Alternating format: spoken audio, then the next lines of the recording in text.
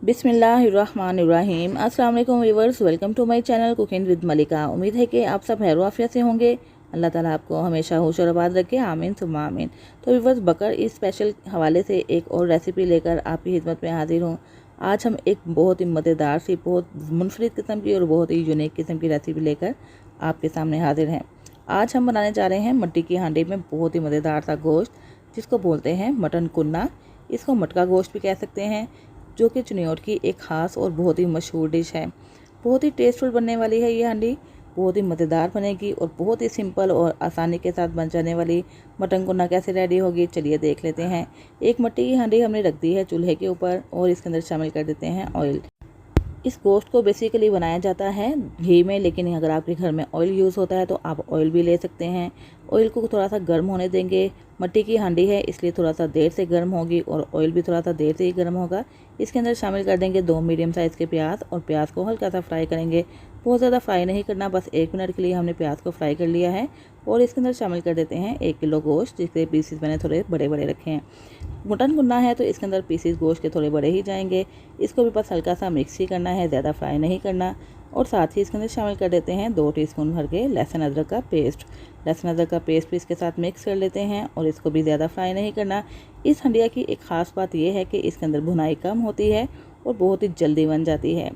तो चलिए व्यूअर्स, अब हम स्पाइसेस शामिल कर देते हैं। 1.5 टीस्पून इसके अंदर शामिल कर दिया है सूरख मिर्च, जो कि पीसी हुई है। 1 टीस्पून शामिल कर देते हैं कश्मीरी लाल मिर्च। हाफ़ टी स्पून इसके अंदर शामिल कर देते हैं हल्दी। और यहाँ पे है 1 टीस्पून भर के ज़ीरा, जो कि रोस्टेड है, इसके अंदर ऐड कर दिया।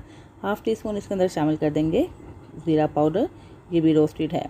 और व्यूअर्स, 1 से 1.5 टीस्पून हम इसके अंदर शामिल कर देते हैं खुश्क धनिया पाउडर। इन सारे ही स्पाइसेस को मिक्स कर लेते हैं। भुनाई तो ज़्यादा होनी नहीं है, बस 1 से 2 मिनट के लिए इसको मिक्स करने के बाद इसके अंदर थोड़ा सा पानी शामिल कर देंगे और थोड़ा सा प्याज को सॉफ्ट हो जाने तक गला लेते हैं। तो यहाँ पर बस तकरीबन 1 मिनट तक मैंने सारे ही स्पाइसेस को मिक्स कर लिया है इसके अंदर। अब हम नमक शामिल कर देते हैं। नमक आप अपने टेस्ट के अकॉर्डिंग भी ऐड कर सकते हैं।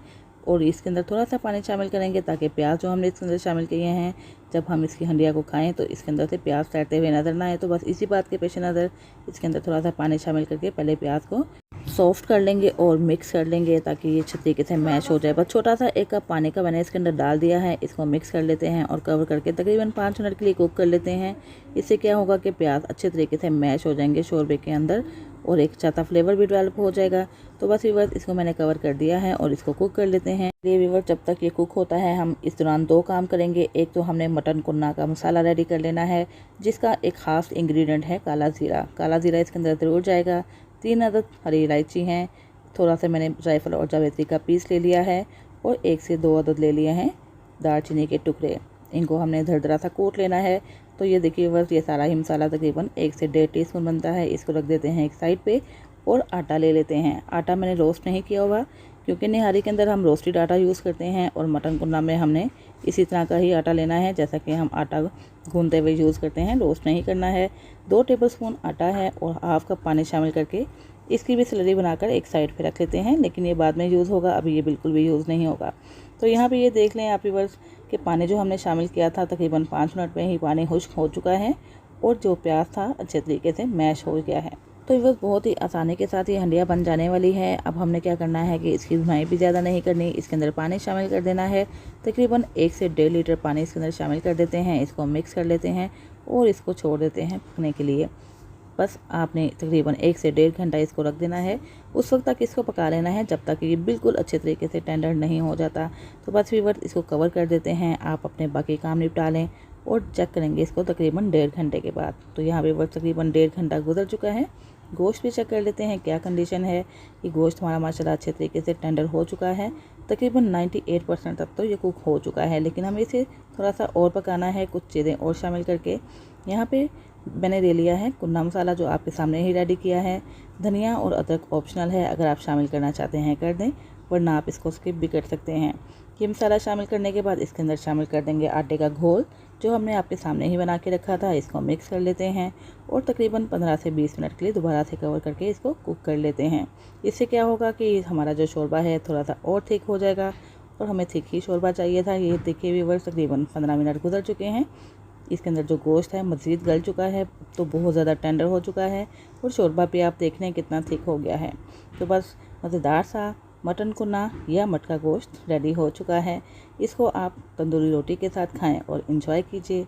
तो चलिए व्यूअर्स, ये मज़ेदार था मटन कुन्ना हम कर लेते हैं डिश आउट। देखने में जितना टेम्पटिंग और मज़े का लग रहा है ना, बनाना उतना ही आसान है। बिल्कुल सिंपल अज़्ज़ा के साथ हमने इसको रेडी कर लिया है।